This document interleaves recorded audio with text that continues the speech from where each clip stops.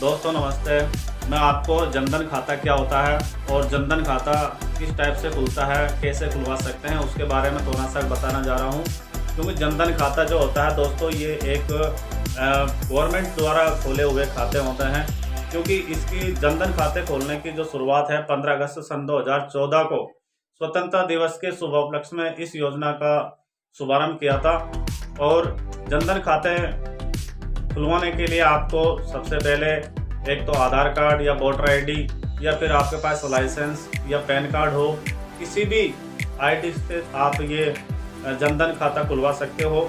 जनधन खाते में आपको ज़्यादा मिनिमम बैलेंस रखने की कोई ज़रूरत नहीं होती है। जनधन खाता एक जीरो बैलेंस पे भी खोला जा सकता है।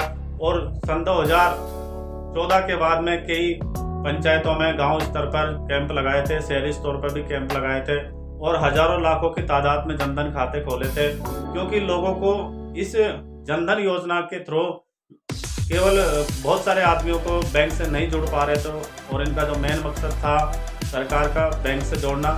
जनधन खाता खोलने के लिए आपको सादा सिंपल डॉक्यूमेंट होना जरूरी है। आधार कार्ड, राशन कार्ड और या फिर आपके पास वोटर आईडी या फिर आपके पास पासपोर्ट। ये सादा सिंपल डॉक्यूमेंट होते हैं दोस्तों खुलवाने के लिए। और जनधन खाते में कई सुविधाएं भी प्राप्त करता है, कई सुविधाएं, कई बेनिफिट कस्टमर को दिए जाते हैं।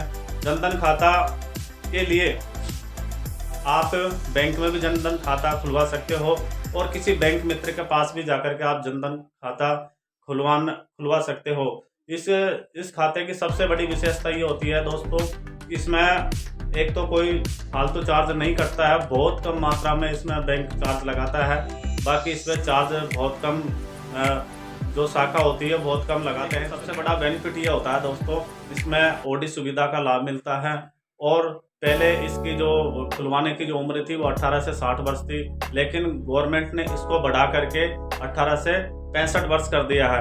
और अब इसके अंदर आपको एक ओडी सुविधा का लाभ मिलेगा। ओडी सुविधा का अर्थ क्या होता है दोस्तों, ओडी कैसे ली जाती है बैंक से, इसका मैं डिटेल से एक वीडियो आपको बनाऊंगा, तो आप मेरे YouTube चैनल पे आप इसको देख सकते हो। क्योंकि बहुत सारे लोगों को यही पता नहीं होता कि ओवरड्राफ्ट सुविधा क्या होती है बैंक में।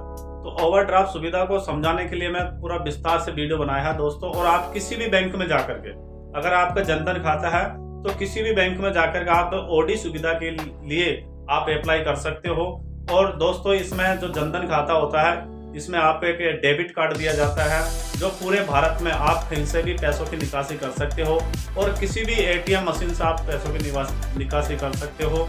और दोस्तों ये जो जनधन खाता होता है ये बहुत ही कम बंद होता है बैंक में, क्योंकि ये ज़्यादातर जो खाते होते हैं इन खातों में नरेगा पेमेंट आता है, पेंशन का पेमेंट आता है और अन्य बहुत सारी सुविधा, जो भी पैसा आता है वो डीबीटी के माध्यम से आता है। और इन जनधन खातों के अंदर ज़्यादातर जो खाते होते हैं वो डीबीटी के थ्रू ही खुलते हैं। क्योंकि डीबीटी के माध्यम से ही गवर्नमेंट जो भारत सरकार होती है वो डीबीटी के माध्यम से ही लाभ जो देती है, बेनिफिट देती है जनता को, वो इसी माध्यम से देती है। क्योंकि डीबीटी एक होना बहुत ज़रूरी होता है सब खातों में, क्योंकि डीबीटी होगी तब जाकर के ही आपका जो भी बेनिफिट मिलेगा वो दोस्तों सन 2016-17 के बाद में जो जनधन खाते होते हैं उसमें एक बहुत बड़ा उपहार और दिया है कि अगर आपके जनधन खाते पे एटीएम बना हुआ है और एटीएम से आप 90 दिनों के भीतर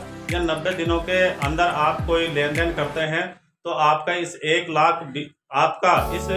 खाते पर 1 लाख बीमा कवरेज भी भारतीय सरकार देती है दोस्तों। क्योंकि कई लोगों को पता ही नहीं होता कि अपन बीमा है कि नहीं है आपका। तो आप कोई भी कस्टमर जिसका जनधन खाता है उसका 1 लाख रुपए का बीमा होता है, जिनके पास एटीएम या डेबिट कार्ड है। कई लोग ऐसा कहते हैं कि जनधन खाते पे हमको चेकबुक नहीं बनती है, बैंक चेकबुक नहीं देता है। तो दोस्तों मैं एक चीज़ का बता देता हूँ, अगर आपको जनधन खाते पे चेकबुक लेनी है तो बैंक का जो क्राइटेरिया है, जो नियमावली होती है, जो मिनिमम बैलेंस आपको रखना पड़ेगा, तब जाके बैंक इस पर चेकबुक दे सकता है, नहीं तो आपको बैंक चेकबुक नहीं देगा इस पे दोस्तों।